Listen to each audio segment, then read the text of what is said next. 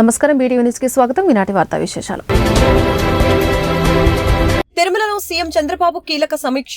గత 5 ఏళ్లలో అనేక దారుణాలు జరిగాయని వ్యాఖ్య. తిరుమల నుంచే ప్రక్షాళన ప్రారంభించామని స్పష్టీకరణ. శ్రీవారి దర్శనం కోసం ఏపీ ప్రభుత్వాన్ని టీటీడీ అధికారుల్ని అడుకోవటమేంటన్నా తెలంగాణ సీఎం రేవంత్ రెడ్డి. వారికి టీటీడీ ఉంటే మనకి వైటీడీ ఉందన్న సీఎం. తిరుమల వెళ్లి బతిమాలుకునే బదులు రాష్ట్రంలోని ఆలయాలకు వెళ్లాలని సూచన.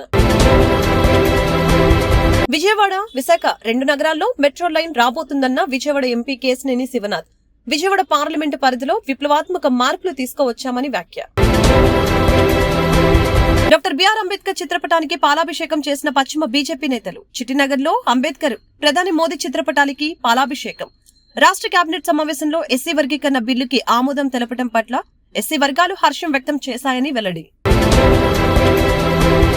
ఏడుకొండల వెంకటేశ్వర స్వామి సొంతమని సీఎం చంద్రబాబు స్పష్టం చేశారు. ఏడుకొండలో ఎలాంటి అపవిత్ర కార్యక్రమాలు జరగరాదని అన్నారు. వెంకటేశ్వర స్వామి ఆస్తులన్నీ కాపాడడం తమ లక్ష్యమని పేర్కొన్నారు. తిరుమల ఆలయంలో హిందువులు మాత్రమే పనిచేయాలని స్పష్టం చేశారు. నారా దేవాన్షు పుట్టినరోజు సందర్భంగా సీఎం చంద్రబాబు కుటుంబం ప్రస్తుతం తిరుమలలో ఉన్న సంగతి తెలిసిందే.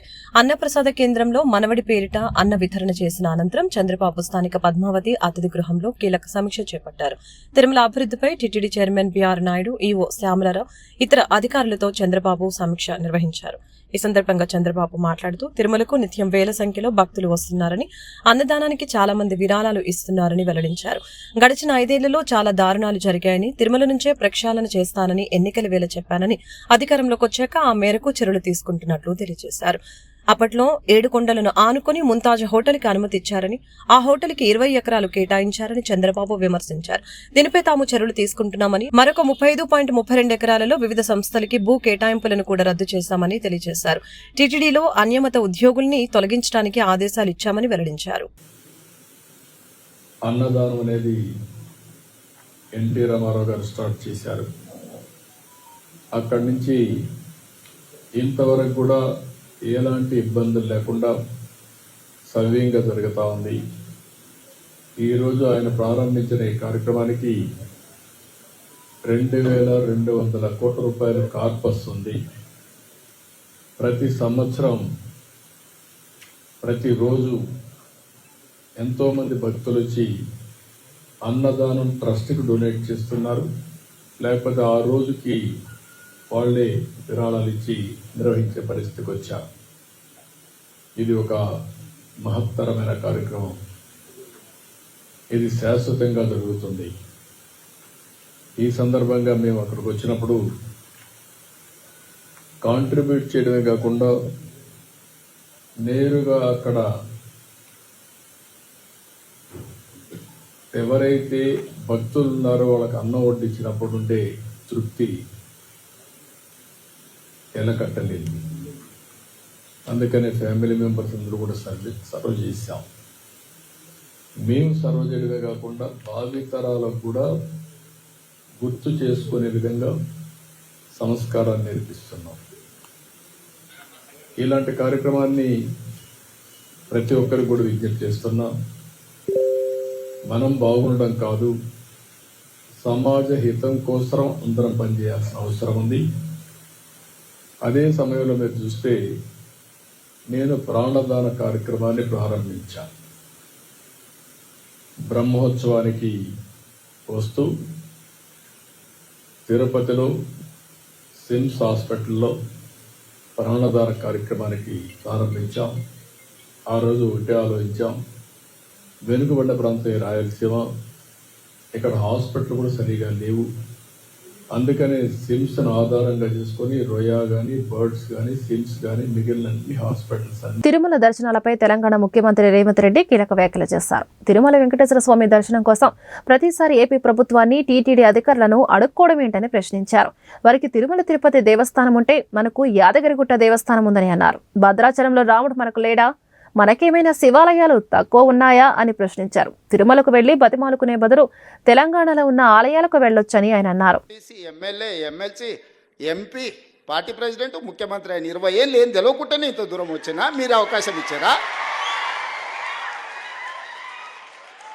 గడీలలో వెరగకపోవచ్చుగా నల్లమల్ల అడవుల్లో వెరిగినాం కదా. క్రూర జంతువులను చూసినాం, సామాన్యులను కూడా చూసినాం కదా.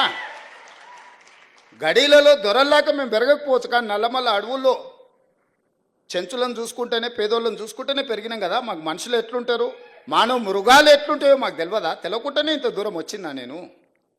మాకు మానవత్వం ఉంది, మీకు మానవత్వం లేదు. మా మానవత్వాన్ని మేము ప్రదర్శిస్తున్నాం, మేము విజ్ఞతను ప్రదర్శిస్తున్నాం. రాజు అనేవాడు విజ్ఞతతో వ్యవహరించాలి అని. ఒక రాష్ట్రానికి ముఖ్యమంత్రి అనేవాడికి విజ్ఞత ఉండాలి. ఆ విజ్ఞతను నేను ప్రదర్శిస్తున్నా. మీరు ఆ విజ్ఞత లేకుండా వ్యవహరించారు కాబట్టి ఈరోజు బయటకు రాలేని పరిస్థితుల్లో మీరు ఫామ్ హౌస్లో పడుకోవాల్సిన పరిస్థితి వచ్చింది. నీకు నాకున్న తేడా అది. సచివాలయమే లేకుండా, పరిపాలన భవనానికే రాకుండా వాళ్ళకి పట్టొచ్చిందంట. ప్రతిరోజు రోజుకు 18 గంటలు పనిచేసే నాకు, మా సీతక్కకు పరిపాలన మీద పట్టు రాలేదంట. ఇది ఎట్లా విశ్లేషిస్తారో మీరు అందరూ చదువుకున్న వాళ్ళు మిమ్మల్నే విశ్లేషించమని అడుగుతున్నా. తెలంగాణ సమాజాన్ని విశ్లేషించమని అడుగుతున్నా. ఇంద్రవల్లి అమరవీరులకు ఇండ్ల పట్టాలిచ్చి భూములు ఇచ్చినందుకు, ఇంద్రవెల్లి అమరవీరుల స్తూపాన్ని ఒక పర్యాటక కేంద్రంగా చేసినందుకు మా మీద ఆదివాసీలు కోపంగా ఉన్నారా? లేకపోతే సమ్మక్క సారలమ్మ జాతరని అద్భుతంగా నిర్వహించినందుకు మా మీద కోపంగా ఉన్నారా? లేకపోతే యాదగిరి గుట్టని యాదాద్రి నువ్వు చేస్తే తెలంగాణ ప్రజల యొక్క ఇష్టదైవం యాదగిరిగుట్ట లక్ష్మీ నరసింహస్వామి. విజయవాడ, విశాఖ 2 నగరాల్లో మెట్రో లైన్ రాబోతుందని విజయవాడ ఎంపీ కేశినేని శివనాథ్ తెలిపారు. ఆంధ్రప్రదేశ్ రాష్ట్ర ముఖ్యమంత్రి నారా చంద్రబాబు ఆశయాలకు అనుగుణంగా విజయవాడ పార్లమెంటు పరిధిలో విప్లవాత్మక మార్పులు తీసుకువచ్చామని, వికసిత పంచాయతీ పేరుతో 24 గ్రామాలను దత్తత తీసుకుని అభివృద్ధి చేస్తున్నట్లు పేర్కొన్నారు. విజయవాడ పార్లమెంటు నియోజకవర్గ అభివృద్ధి, రాష్ట్ర అభివృద్ధి పనులపై విజయవాడ పార్లమెంటు భవనం నందు ఎంపీ కేశినేని శివనాథ్ చిన్ని మీడియా సమావేశం నిర్వహించారు. ఈ సందర్భంగా ఆయన మాట్లాడుతూ Amaravati railway zone, outer ring road, Visakha ఉక్కు ఫ్యాక్టరీ అంశాలపై ముఖ్యమంత్రి చంద్రబాబు కేంద్రంతో మాట్లాడారని తెలిపారు. ఏపీకి 7 లక్షల కోట్ల పెట్టుబడులు వచ్చేలా సీఎం, డిప్యూటీ సీఎం లోకేష్ లు కృషి చేస్తున్నట్లు, అతి త్వరలో విజయవాడ, విశాఖ 2 నగరాల్లో మెట్రో లైన్ రాబోతుందని తెలియజేశారు. అలాగనే కేంద్రం కూడా ప్రతిపాదనలకి ఆమోదం తెలిపిందని అన్నారు. ఏపీకి 750 ఎలక్ట్రికల్ బస్సులు మంజూరయ్యాయని, అన్ని ప్రాంతాల్లో ఇవి నడుస్తాయని చెప్పారు. తన సొంత నిధులతో ఎన్ఐఆర్డీలో విలేజ్ ఛాంపియన్స్ కి శిక్షణ ఇప్పించి వికసిత్ పంచాయతీ పేరుతో 24 గ్రామాలని దత్తత తీసుకున్నామని చెప్పారు. అలాగనే ఇంట్లో ఉండే మహిళలు కూడా ఆదాయాన్ని పెంచుకునేలా చూడాలని సీఎం ఆదేశాలకు అనుగుణంగా విజయవాడ పార్లమెంటు పరిధిలో విప్లవాత్మక మార్పులు తెచ్చామని తెలిపారు. స్కిల్ డెవలప్మెంట్ ప్రోగ్రామ్స్ ఎక్కడైతే మేము సొంతగా పెట్టుకుంటాం అంటున్నారో వాళ్ళందరినీ స్కిల్ డెవలప్మెంట్ ప్రోగ్రామ్స్ పంపిస్తున్నాం. ఎందుకంటే ఇవాళ రేపు ఏదో అవేర్నెస్ వచ్చిందంటే ట్రైనింగ్ లేకపోతే ఇబ్బంది అవుతుంది. కాబట్టి ఆ స్కిల్ డెవలప్మెంట్ ప్రోగ్రామ్తో పాటు ప్రతి వార్డులోనూ సుమారు ప్రతి బ్యాచ్లోనూ 200 మంది ప్రతి నెల ఉండేటట్టు నెల రోజుల ప్రోగ్రాం కలెక్టర్ గారు కూడా రూపొందించడం జరిగింది.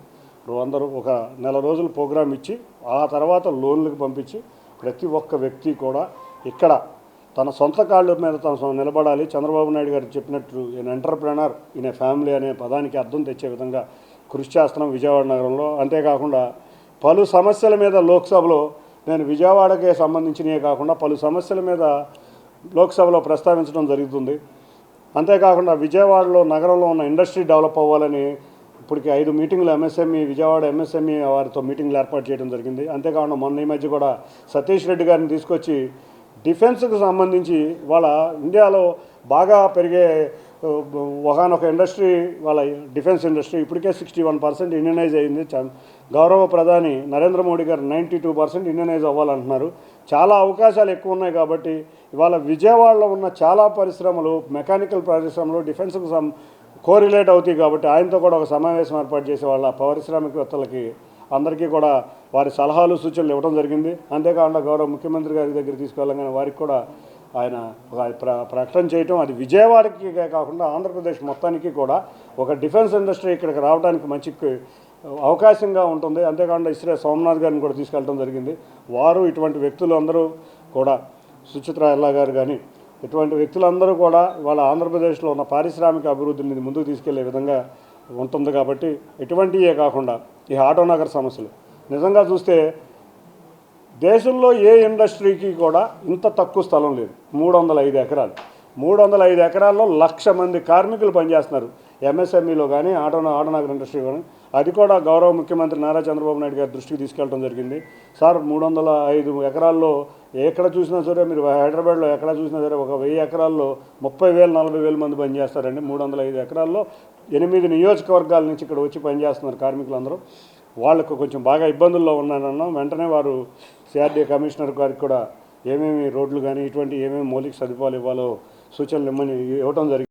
మాదిగల కోసం మందాకృష్ణ మాదిగబడిన 40 ఏళ్ల కష్టం నేడు కూటమి ప్రభుత్వంలో ఫలితం వచ్చిందని బీజేపీ నాయకులు శివకుమార్ పట్నాయక్ వెల్లడించారు. రాష్ట్ర కేబినెట్ సమావేశంలో ఎస్సీ వర్గీకరణ బిల్లుకు ఆమోదం తెలపడం పట్ల ఎస్సీ వర్గాలు ఆనందం వ్యక్తం చేస్తున్నాయన్నారు. ఎస్సీ వర్గీకరణ బిల్లుకి రాష్ట్ర ప్రభుత్వం కేబినెట్ ఆమోదం తెలిపిన సందర్భంగా బీజేపీ ఎస్సీ మోర్చా మండల అధ్యక్షురాలు ఆకారపు విజయలక్ష్మి ఆధ్వర్యంలో శుక్రవారం చిట్టినగర్లోని అంబేద్కర్ విగ్రహానికి పూలమాలలు వేసి మోడీ చిత్రపటానికి పాలాభిషేకం నిర్వహించారు.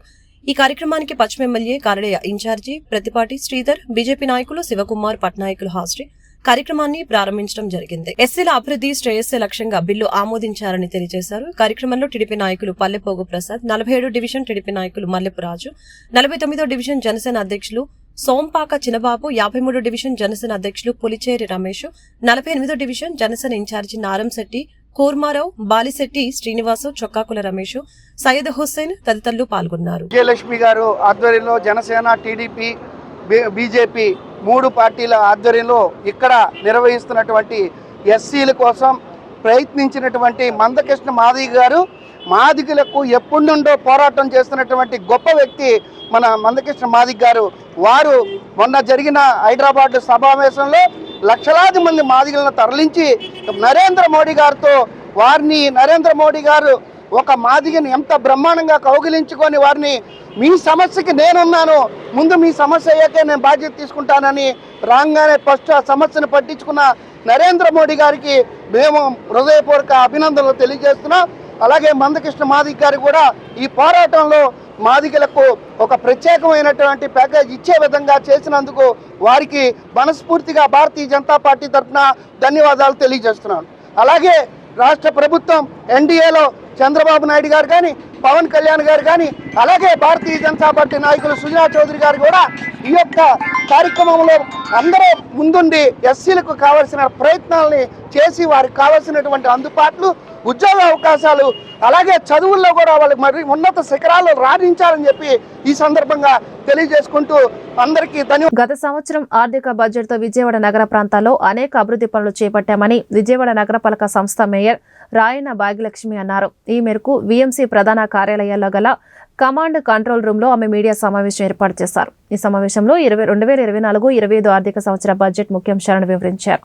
ఈ సందర్భంగా ఆమె మాట్లాడుతూ 40.9 కోట్లతో 47.46 కిలోమీటర్ల సీసీ రోడ్లను, 6.80 కోట్లతో 4.33 కిలోమీటర్ల బీటీ రోడ్లను వేయడం జరిగిందన్నారు. 15 ఫైనాన్స్ కమిషన్ లో గాలి నాణ్యతను మెరుగుపరచడం కోసం 24.91 కిలోమీటర్ల మేర 17 కోట్లు ఆమోదించారని, కొండ ప్రాంతాల్లో మెట్లు, ల్యాండింగ్ ర్యాంపుల నిర్మాణానికి 2.95 కోట్లు వెచ్చించి పనులు పూర్తి చేశామన్నారు. 40వ డివిజన్లో 1500 కే కెపాసిటీ గల రిజర్వాయర్ని 3.30 కోట్లతో పూర్తి చేశామని, వేసవిలో త్రాగునీరు అందించే విధంగా రిజర్వాయర్ని పూర్తి చేసి ప్రజలకి అందుబాటులోకి తీసుకొచ్చామన్నారు.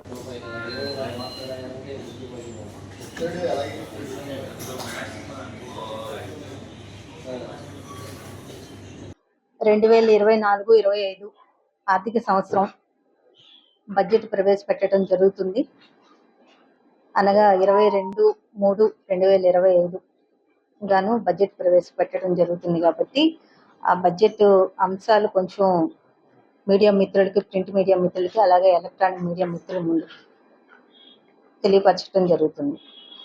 ఏదైతే ఈ సంవత్సర కాలము మనం గత సంవత్సర కాలం చేసిన అభివృద్ధి పనులు, అలాగే రెవెన్యూ ఆదాయ వివరాలు తెలియపరచడం జరుగుతుంది. మనం ఈ సంవత్సర కాలంలో ఉన్న బీటీ రోడ్లు 40.9 కోట్లతోటి 47.46 కిలోమీటర్ల మేర మనం రోడ్లు వేసుకోవటం జరిగింది. అలాగే పురోగతిలో ఉన్న బీటీ రోడ్లు 6.80 కోట్లకి 4.33 కిలోమీటర్ల మేర పనులు పురోగతిలో ఉండటం జరుగుతుంది. అలాగే 15th ఫైనాన్స్ కమిషన్ లో గాలి నాణ్యత మెరుగుపరచడం కోసం, మనకి end to end FLAIR blocks వేసుకోవటం కోసం మనం 24.91 కిలోమీటర్ల మేర 17 కోట్లు మనం ఆమోదించడం జరిగింది. అలాగే కొండ ప్రాంతంలో ఉన్న మెట్లు, డ్రైన్లు, ర్యాంపులు, ల్యాండింగ్స్ కి 2.95 క్రోర్స్ తోటి మనం పూర్తి చేసుకున్నాం. కొండ ప్రాంతాల్లో అభివృద్ధి పనులు మనం పూర్తి చేసుకోవడం జరిగింది. అలాగే 40వ డివిజన్లోన 1500 KL కెపాసిటీ గల రిజర్వాయర్ ని మనం 3.30 కోట్లతోటి పూర్తి చేయబడింది. పూర్తి చేసి వేసవి కాలం ఏదైతే వస్తుందో ప్రజలకి తాగునీటి సౌకర్యం కల్పించే విధంగా ఆ రిజర్వాయర్ ని పూర్తి చేసి మనం ప్రజలకు అందుబాటులో పెట్టడం జరిగింది. అలాగే 46వ డివిజన్ లోన 500 KL కెపాసిటీ రిజర్వాయర్ 90% పనులు పూర్తి చేసుకోవడం జరిగింది. అంతర్జాతీయ అటవీ దినోత్సవం సందర్భంగా దుర్గా మల్లేశ్వర సిద్ధార్థ మహిళా కళాశాల నందు విద్యార్థులకు అవగాహన కార్యక్రమం నిర్వహించడం అభినందనీయమని principal chief conservator of forest మాజీ కార్యదర్శి and commissioner horticultural Chiranjeevi Chowdary పాల్గొన్నారు.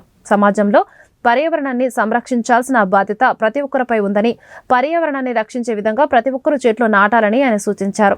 అంతర్జాతీయ అటవీ దినోత్సవం సందర్భంగా బందర్ రోడ్లోని శ్రీ దుర్గా మల్లేశ్వర సిద్ధార్థ మహిళా కళాశాల నందు వన్ ఎర్త్ వన్ లైఫ్ సహకారంతో అవగాహన కార్యక్రమం నిర్వహించడం జరిగింది.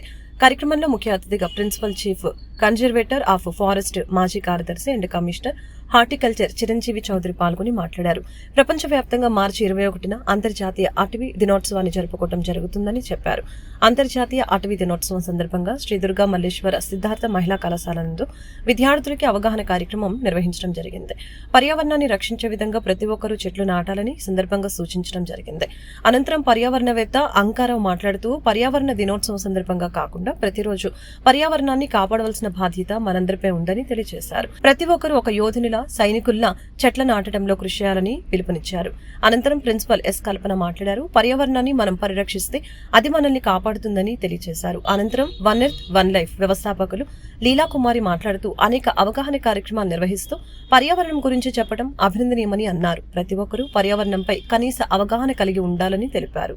1 మార్చ్ ప్రతి సంవత్సరం ఇది మన యుఎన్లో FAO ఆధ్వర్యంలో ఇది ప్రపంచంలో అన్ని ప్లేస్లో జరుగుతూ ఉంది. సో అదే సందర్భంగా ఈరోజు ఈ శ్రీ దుర్గా మల్లేశ్వర్ సిద్ధార్థ్ మహిళా కళాశాల ఇక్కడ వాళ్ళ ప్రిన్సిపల్ అండ్ అదర్ మేనేజ్మెంట్ వాళ్ళు ఇక్కడ స్టూడెంట్స్కి ఒక వర్క్షాప్ లాగా ఆర్గనైజ్ చేయడం జరిగింది.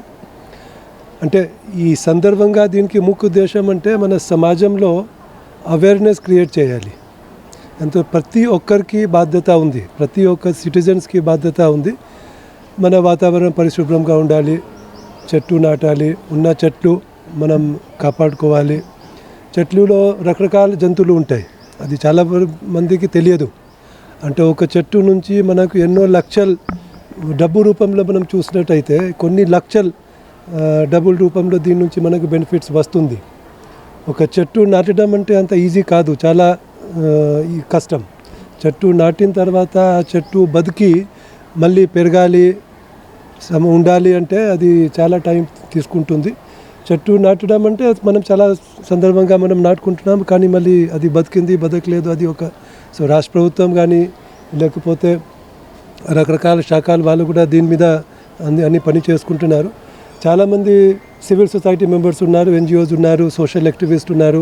వాళ్ళు కూడా మన ఎన్వైరన్మెంట్ ఇష్యూస్ మీద, ఫారెస్ట్రీ ఇష్యూస్ మీద, పొల్యూషన్ మీద పని చేసుకుంటున్నారు.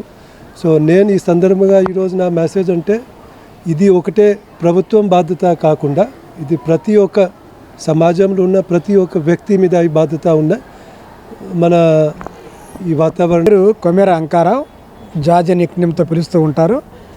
నేను పర్యావరణవేత్తగా, పర్యావరణ యోధుడిగా అందరికీ సుపరిచితుడినే.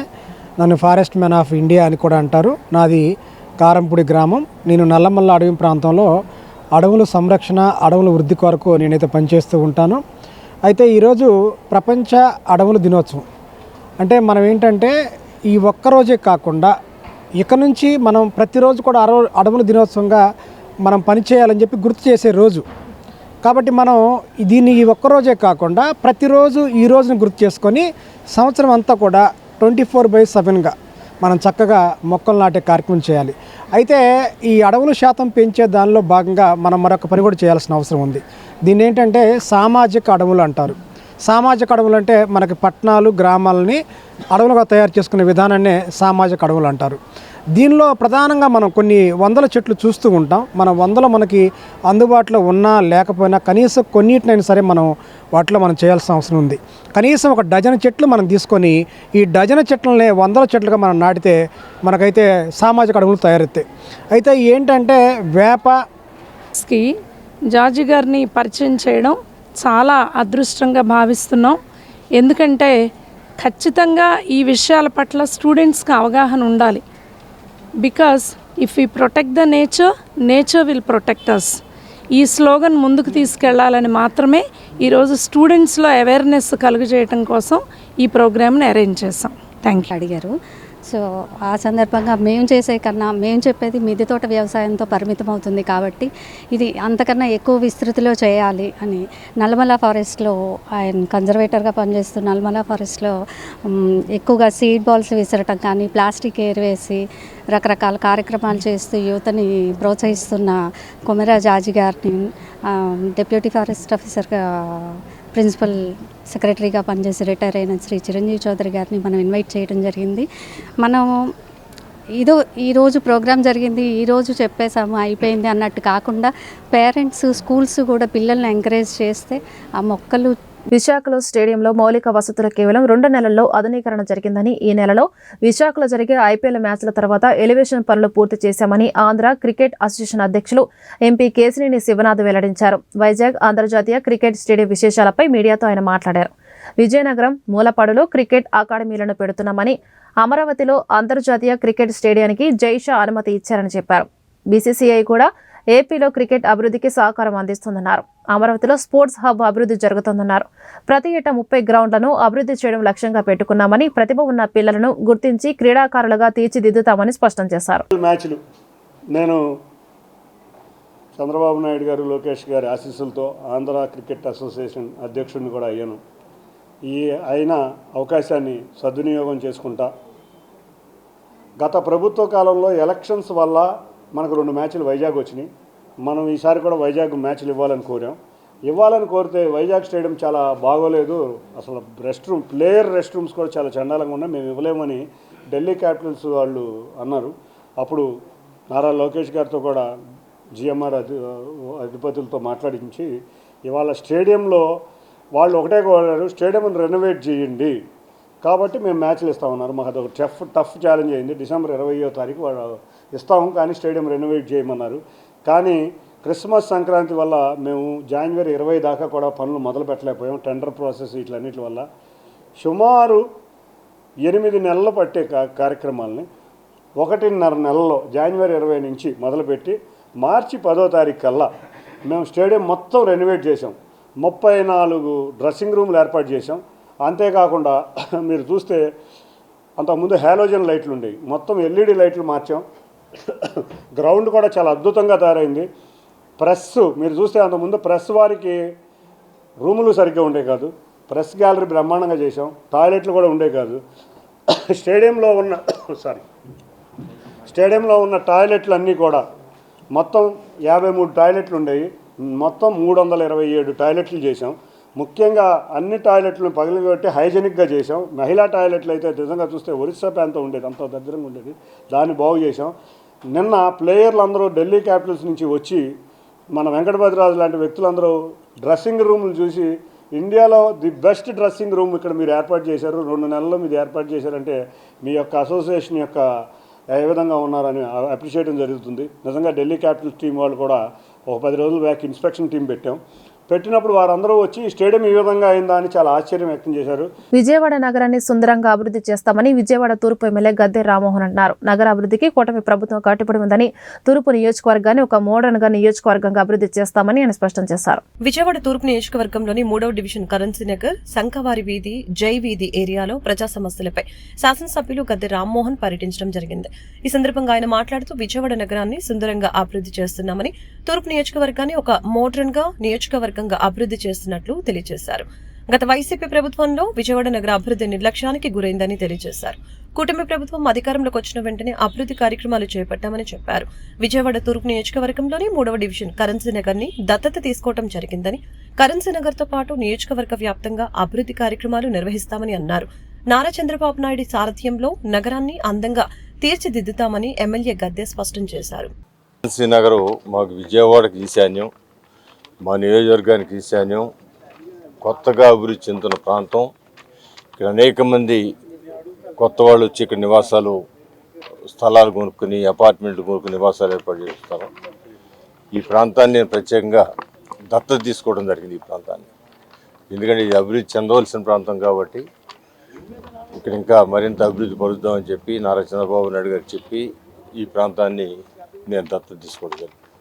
గతం 2014-19 కూడా ఇదే కాన్సెప్ట్తో చంద్రబాబు గారు అందరినీ ఆదేశిస్తే నేను ఆ రోజున 14వ డివిజన్కి ఉన్న రామలింగేశ్వర నగర్ని దత్తత తీసుకుని ఆ రిటైనింగ్ వాల్ నిర్మాణం అంటే 35 సంవత్సరాల నుంచి అందరి కోరికగా ఉన్న ఆ యొక్క నిర్మాణాన్ని నారా చంద్రబాబు నాయుడు గారి యొక్క సహాయంతో ఆయన యొక్క కృషితో మనం నిర్మించుకోవడం జరిగింది. అదేవిధంగా అనేక సిమెంట్ రోడ్లు ఏర్పాటు చేసుకోవడం జరిగింది.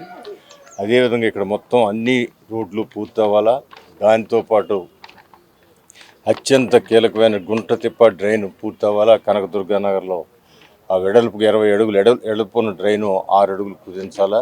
ఈ యొక్క కాన్సెప్ట్ వెళ్తా ఉన్నాను. ఇప్పటికీ దానికి కావాల్సిన 15 కోట్ల నిధులు ఇప్పటికి 7.5 కోట్లు ఆల్రెడీ సమీకరించడం జరిగింది.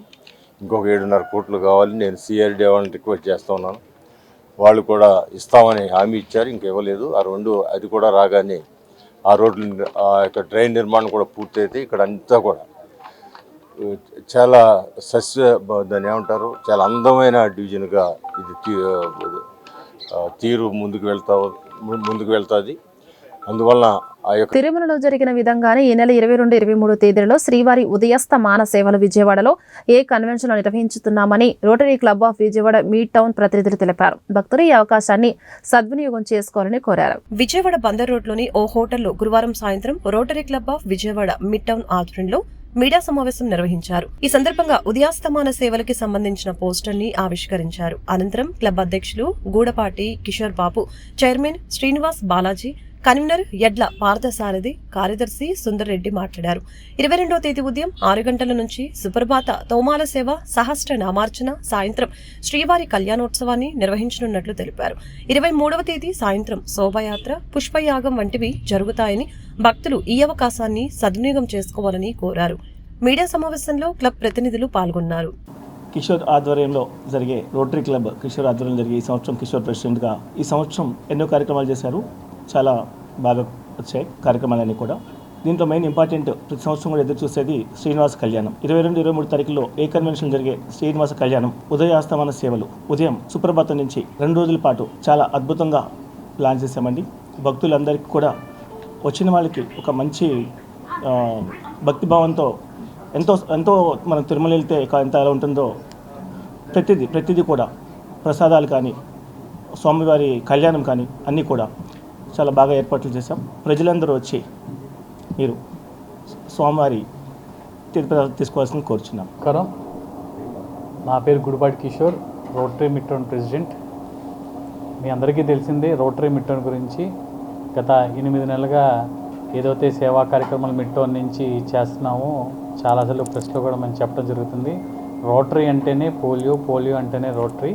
అలానే ఈ రోటరీ మిడ్ టౌన్ ఆధ్వర్యంలో మార్చి 22-23 కన్వెన్షన్ బృందావన కాలనీలో శ్రీ కలియుగదేవమైన శ్రీ వెంకటేశ్వర స్వామి ఉదయస్త శ్రావణలు కార్యక్రమాన్ని నిర్వహించడానికి నిర్ణయించాము.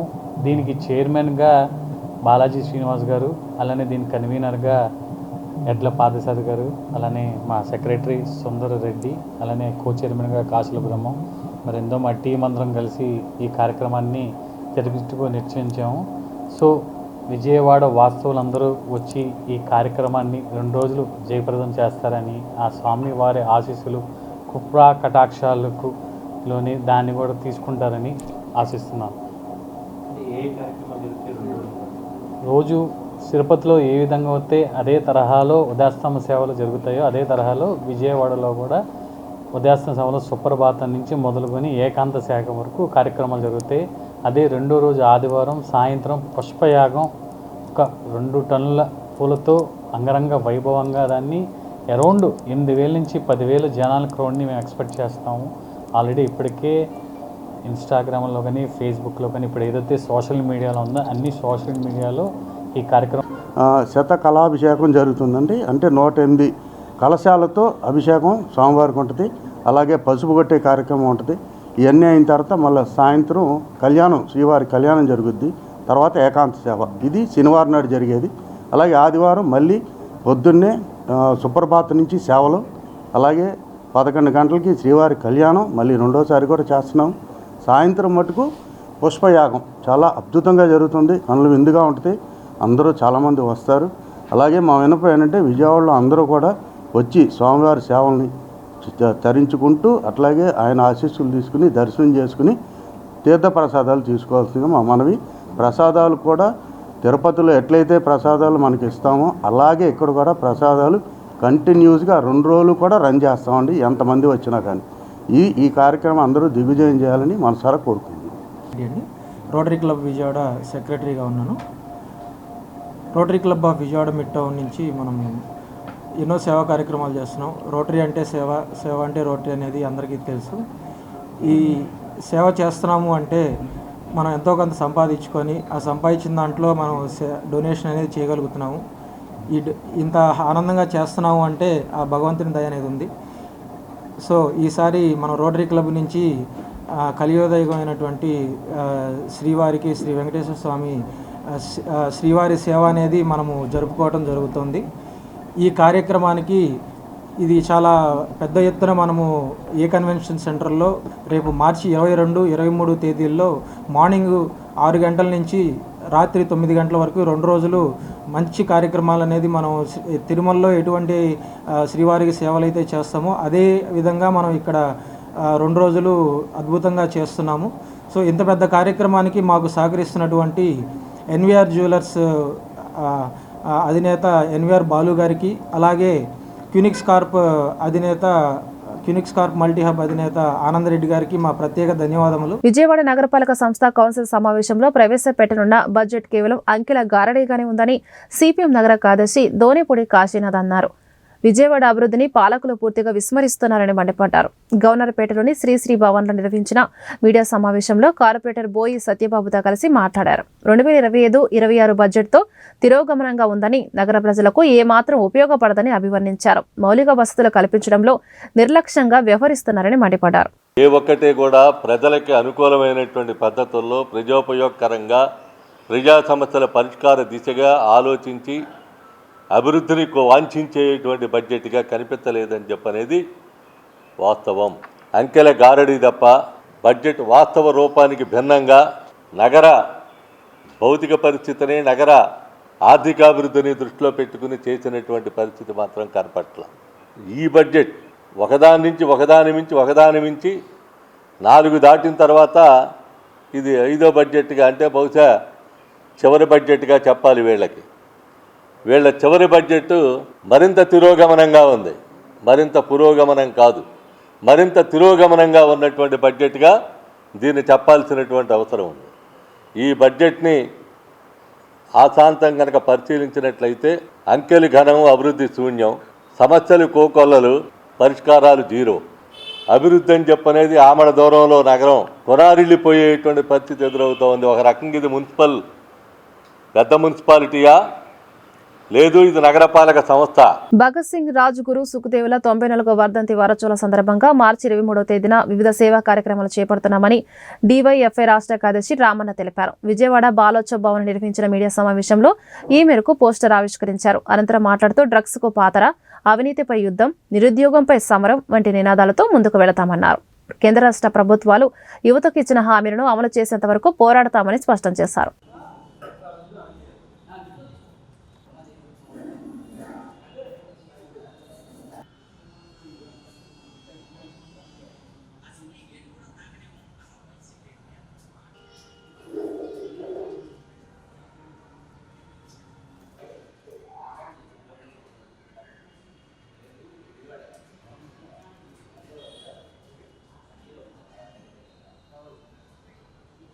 మార్చి 23వ తేదీన భగత్ సింగ్, రాజ్గురు సుఖదేవుల 94వ వర్ధంతి సందర్భంగా డివైఎఫ్ఐ రాష్ట్ర కమిటీ ఆధ్వర్యంలో వారోత్సవాలు నిర్వహిస్తున్నాం.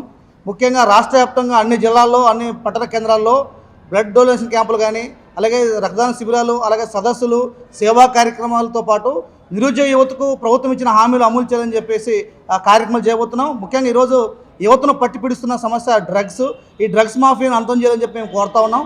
అలాగే రోజు రోజుకి నిరుద్యోగం పెరుగుతూ ఉంది. దేశంలో రాష్ట్రంలో నిరుద్యోగ సమస్య చాలా కీలకంగా ఉంది. కానీ రాష్ట్ర ప్రభుత్వాలు మాత్రం దాని మీద చర్చ చేయడానికి సిద్ధంగా లేవు. అందుకనే ఈరోజు అవినీతి అనేది కూడా ఈరోజు పెద్ద ఎత్తున పెరిగిపోతున్న పరిస్థితి ఉంది. అవినీతి అంతం, అలాగే డ్రగ్స్ అంతం, నిరుద్యోగ అంతం, డివైఎఫ్ఐ 19 అంతం రాష్ట్ర వ్యాప్తంగా మార్చి 23 నుంచి దాదాపు 6 రోజుల పాటు వారోత్సవాలు నిర్వహిస్తున్నాం. ఈ వారోత్సవాల్లో యువతరం పెద్ద ఎత్తున పాల్గొని భగత్ సింగ్ స్ఫూర్తిని తీసుకోవాలని చెప్పి భగత్ సింగ్ చరిత్రను యూత్లో తీసుకెళ్లిన ఉద్దేశంతో డివైఎఫ్ఐ ఇటువంటి కార్యక్రమాలు నిర్వహిస్తున్నాం. ఇందులో యువత భాగస్వామ్యం కావాలని చెప్పి మేము యువతకు విజ్ఞప్తి చేస్తున్నాం. కూటమి ప్రభుత్వం అధికారంలోకి వచ్చిన తర్వాత హిందువుల ఆలయాలు, అన్నదాన సత్రాలపై దాడులు పెరిగిపోతున్నాయని మాజీ ఎమ్మెల్యే మల్లాది విష్ణు ఆవేదన వ్యక్తం చేశారు. జీవీఆర్ నగర్ ట్రెండ్ సెట్ లో వినాయక ఆలయాన్ని కూల్చడాన్ని ఖండిస్తున్నామన్నారు. విజయవాడ సెంట్రల్ నియోజకవర్గం జీవీఆర్ నగర్ ట్రెండ్ సెట్ లో వీఎంసీ అధికారులు కూల్చివేసిన వినాయక ఆలయాన్ని మాజీ ఎమ్మెల్యే మల్లాది విష్ణు పరిశీలించారు. ఈ సందర్భంగా మీడియాతో మాట్లాడుతూ నిర్మాణంలో ఉన్న ఆలయాన్ని జేసీబీలతో కూల్చడం సరికాదని అన్నారు. సంవత్సరం క్రితం నిర్మాణం ప్రారంభించినప్పుడు మున్సిపల్ అధికారులకి తెలీదా అని ప్రశ్నించారు. మంత్రులు, ఎమ్మెల్యేలకు ఇటువంటి ఘటనలు ఎందుకు కనిపించడం లేదని తెలియజేశారు. కూటమి ప్రభుత్వం అధికారంలోకి వచ్చిన తర్వాతే హిందూ దేవాలయాలు, అన్నదాన సత్రాలు, గోశాలలపై దుశ్చర్యలకి పెరిగిపోతున్నాయని ఆవేదన వ్యక్తం చేశారు. వినాయక ఆలయాన్ని కూల్చిన మున్సిపల్ అధికారులపై ప్రభుత్వం చర్యలు తీసుకోవాలని డిమాండ్ చేశారు. కౌన్సిల్ వేదికగా ఈ విషయాన్ని వైసీపీ ప్రశ్నిస్తుందని చెప్పారు. ప్రజలందరూ కూడా దాదాపుగా 150-200 కుటుంబాల వరకు ఉన్నాయి. వాళ్ళందరూ కూడా దేవస్థానం ఒకటి నిర్మించుకుంటుంటే నిన్న అకారణంగా నిన్న మధ్యాహ్నం నగరపాలక సంస్థకు సంబంధించినటువంటి టౌన్ ప్లానింగ్ అధికారులు, బిల్డింగ్ ఇన్స్పెక్టర్ ఉన్నాడు, అసిస్టెంట్ సిటీ ప్లానర్ ఉన్నాడు, అలాగే సచివాలయానికి సంబంధించినటువంటి వాళ్ళందరూ కూడా 2 జేసీబీలు తీసుకొచ్చి జేసీబీలు తీసుకురావాల్సిన అవసరం ఏంది? ఇక్కడ అసోసియేషన్ వాళ్ళు ఎవరు ఉన్నారో, ఇక్కడ ఇది ఎవరు నిర్మిస్తున్నారో వాళ్ళని పిలిచి మాట్లాడి ఇలా కాదు, అలా కాదు, ఇలా చెప్పాల్సింది పోయి ఒక యుద్ధ ప్రాతిపదిక మీద జేసీబీలు తీసుకొచ్చి గర్భగుడిని నిన్న పగలగొట్టడం అనేది చాలా దుర్మార్గమైనటువంటి అంశం. ఎక్కడైనా సరే మనం దేవాలయాలు నిర్మించుకోవాలని దాన్ని ప్రోత్సహిస్తూ ఉంటాం. ఉదాహరణకి దేవీనగర్ రోడ్లోనే రోడ్డు మీద 2 ప్రధానమైనటువంటి దేవాలయాలు నిర్మించారు. అయినప్పటికీ కూడా ఎప్పుడు మా ప్రభుత్వ హయాంలో కానీ ఎక్కడ కూడా ఎటువంటి ఆటంకం కలిగించకుండా చూడటం జరిగింది. అలాంటివి ఎక్కడో ఓపెన్ స్పేస్లో నిర్మితమవుతున్నటువంటి దేవాలయం మీద అధికారులు వచ్చి ఎవరో ఆదేశాలతో ఈ నిన్న 2 జేసీబీలతో ఈ దేవాలయం మీద దాడి చేశారో చెప్పాలి. ఎందుకంటే మున్సిపల్ కమిషనర్ ఆదేశాలతోనా లేకపోతే ఇంకా ప్రైవేటు వ్యక్తుల ఆదేశాలతోనా, ఎవరి ఆదేశాలతో పగలగొట్టారు? ఖచ్చితంగా ఎవరైతే నేను ఈ కార్యక్రమంలో పాల్గొన్నారో వాళ్ళని సస్పెండ్ చేయాలని చెప్పని మేము డిమాండ్ చేస్తాం. సస్పెండ్ చేయకపోతే రేపు 22-23 తారీఖుల్లో కౌన్సిల్ ఉంది. కౌన్సిల్లో ఖచ్చితంగా దీని మీద మాట్లాడటం జరిగింది. బీసెంట్ రోడ్ లో తొలగించిన చిరు వ్యాపారస్తులకు వారి స్థలాలు అప్పగించేలా అధికారులు చర్యలు తీసుకోవాలని సిఐటియు సెంట్రల్ సిటీ అధ్యక్షులు దుర్గారావు డిమాండ్ చేశారు. అధికార పార్టీ అండను చూసుకుని కొందరు చిరు వ్యాపారస్తుల జీవనోపాధి దెబ్బతీయడం సరికాదన్నారు. బీఆర్టీఎస్ రోడ్లోని సిఐటియు కార్యాలయంలో మీడియా సమావేశం నిర్వహించారు. ఈ సందర్భంగా సిఐటియు సెంట్రల్ సిటీ అధ్యక్షులు దుర్గారావు మాట్లాడారు. బీసెంట్ రోడ్లో గత 40 సంవత్సరాలుగా చిరు వ్యాపారస్తులు వారి వ్యాపారాలు సాగిస్తున్నారని తెలియజేశారు. కొద్ది కాలంగా అధికార పార్టీలో ఉన్న నాయకులు విజయవాడలోని అనేక ప్రాంతాల్లో ఉన్న చిరు వ్యాపారస్తుల వ్యాపారాలని తొలగించారని, అధికార పార్టీ అన్యాయాలకి చిరు వ్యాపార సంస్థల్ని అప్పగించారని చెప్పారు. కొద్ది కాలంగా అధికార పార్టీలో ఉన్న నాయకులు విజయవాడలోని అనేక ప్రాంతాల్లో ఉన్న చిరు వ్యాపారస్తుల వ్యాపారాలని తొలగించారని, అధికార పార్టీ అన్యాయులకు చిరు వ్యాపార స్థలాలని అప్పగించారని చెప్పారు.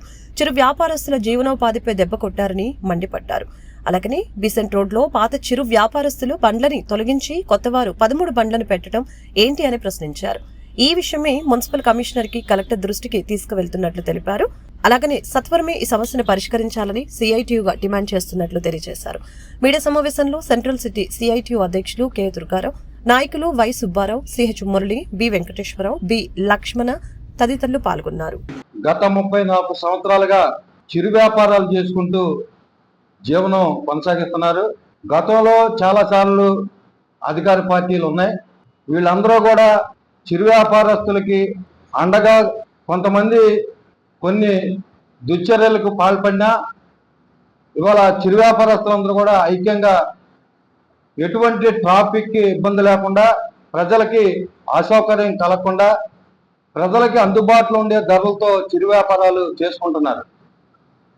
ఇటువంటి నేపథ్యంలో గత కొంతకాలంగా అధికార పార్టీ ప్రజాప్రతినిధులు, కొంతమంది నాయకులు విజయవాడ నగరంలో కండ్రిక, రాజీవ్ నగరు, గుణదల, మధురా నగరు, లెనిన్ సెంటరు, అట్లాగే బీసన్ రోడ్డు ప్రాంతాల్లో చిరు వ్యాపారస్తులను తొలగించి వాళ్ళ అనుమాయుల్ని పెట్టి ఇవాళ జీవనోపాధిని దెబ్బతీయాలని చెప్పేసి అనే పరిస్థితుల్లో ఈ నెల 12వ తేదీన బీసన్ రోడ్లో వ్యాపారాలు చేసుకుంటున్న వ్యాపారాల మధ్య కొంతమందిని వాళ్ళు వ్యాపారాలు చేస్తారో కూడా తెలియదు, వాళ్ళు ఎవరో కూడా తెలియదు.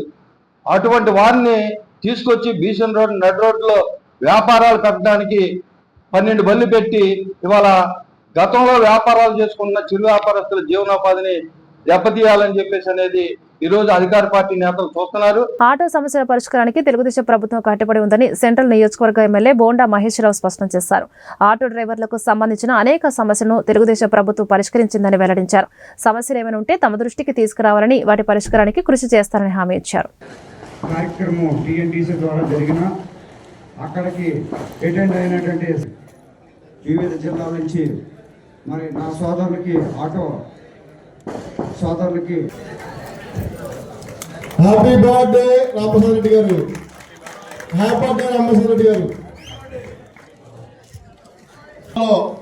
ఆటో కమిటీలు నగరాల్లో ఆటో కమిటీ కోసం వడా కమిటీని పెట్టడం జరుగుతుంది. 21 మందితో ఈ కమిటీని ప్రకటిస్తున్నాం. ఆకుల సూర్యప్రకాష్ గారు చైర్మన్గా ఉంటారు.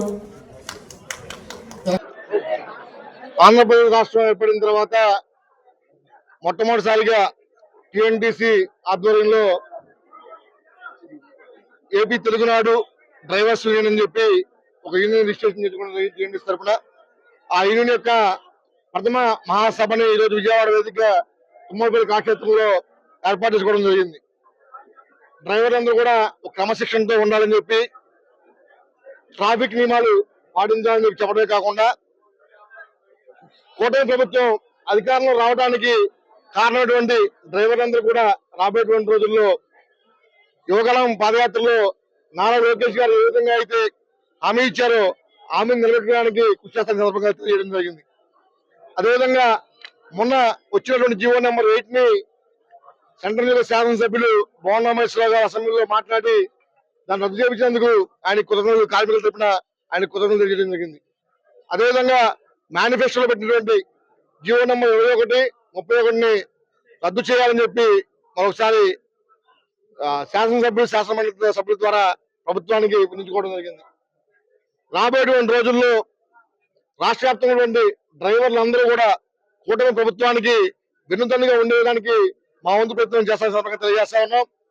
కూటమి ప్రభుత్వం ఏదైతే హామీ ఇచ్చిందో ఆ హామీ కూడా త్వరలో డ్రైవర్ల కార్పొరేషన్ సాధికార సమితి కానివ్వండి, ఏదైతే బస్ స్టాపుల లాగా ఆటో స్టాప్లు ఏర్పాటు చేస్తామని చెప్పి యువనాయకుడు లోకేష్ గారు చెప్పిన హామీని కానివ్వండి, అది త్వరలో నెరవేర్స్తామని సందర్భంగా తెలియజేస్తా ఉన్నాం. కూటమి ప్రభుత్వానికి రావడానికి ముఖ్య కారణమైన కార్మిక వర్గానికి అండగా చంద్రబాబు నాయుడు గారు ఉంటారని చెప్పి తెలియజేస్తా ఉన్నాం. కార్మిక పక్షపాతి ప్రభుత్వం ఈరోజు రాష్ట్రం నడుస్తూ ఉంది. గత 5 సంవత్సరాల కాలంలో ఏ కార్మిక నాయకుడు కానివ్వండి, ఆఖరికి వైఎస్ఆర్టీయూ తరఫున కార్మిక నాయకులు కానివ్వండి ముఖ్యమంత్రిని కలిసి కార్మిక సమస్యలు చెప్పేటువంటి అవకాశం ఉండేది కాదు. కానీ ఈరోజు కూటమి ప్రభుత్వం ఏర్పడిన తర్వాత చంద్రబాబు నాయుడు గారు ముఖ్యమంత్రిగా, పవన్ కళ్యాణ్ గారు డిప్యూటీ సీఎం గా బీజేపీ సహకారంతో ఏదైతే వాళ్ళ ప్రభుత్వం నడుస్తా ఉందో ఈ ప్రభుత్వంలో కార్మిక సమస్యలు ప్రభుత్వం ఈరోజు ఏర్పడింది. ఏ చిన్న సమస్య ఉన్నా ప్రభుత్వం దృష్టి తీసుకెళ్తే ఏమని పరిష్కరిస్తా ఉంది. దానికి ఉదాహరణే జీవో నెంబర్ 8 అని సందర్భంగా తెలియజేస్తా ఉన్నా. జీవో నెంబర్ 8 వచ్చే మరుక్షణమే ఇలా సమస్య ఉందని తెలిస్తే ఇమీడియట్ గా రద్దు చేయడం జరిగింది. అంగన్వాడీలకి మన వచ్చే బెనిఫిట్స్ కానివ్వండి, ఆశా వర్కర్ బెనిఫిట్స్ కానివ్వండి, ప్రతి ఒక్క అంశాల్లో. తిరుమలలో సీఎం చంద్రబాబు కీలక సమీక్ష. గత 5 ఏళ్లలో అనేక దారుణాలు జరిగాయని వ్యాఖ్య. తిరుమల నుంచే ప్రక్షాళన ప్రారంభించామని స్పష్టీకరణ. శ్రీవారి దర్శనం కోసం ఏపీ ప్రభుత్వాన్ని టీటీడీ అధికారుల్ని అడుక్కోవటమేంటన్నా తెలంగాణ సీఎం రేవంత్ రెడ్డి. వారికి టీటీడీ ఉంటే మనకి వైటీడీ ఉందన్న సీఎం. తిరుమల వెళ్లి బతిమాలుకునే బదులు రాష్ట్రంలోని ఆలయాలకు వెళ్లాలని సూచన. విజయవాడ, విశాఖ 2 నగరాల్లో మెట్రో లైన్ రాబోతుందన్న విజయవాడ ఎంపీ కేశినేని శివనాథ్. విజయవాడ పార్లమెంటు పరిధిలో విప్లవాత్మక మార్పులు తీసుకువచ్చామని వ్యాఖ్య. డాక్టర్ బిఆర్ అంబేద్కర్ చిత్రపటానికి పాలాభిషేకం చేసిన పశ్చిమ బీజేపీ నేతలు. చిట్టినగర్లో అంబేద్కర్, ప్రధాని మోదీ చిత్రపటానికి పాలాభిషేకం. రాష్ట్ర కేబినెట్ సమావేశంలో ఎస్సీ వర్గీకరణ బిల్లుకి ఆమోదం తెలపడం పట్ల ఎస్సీ వర్గాలు హర్షం వ్యక్తం చేశాయని వెల్లడి. ఈ వార్తలు ఇంతటితో సమాప్తం. నమస్కారం.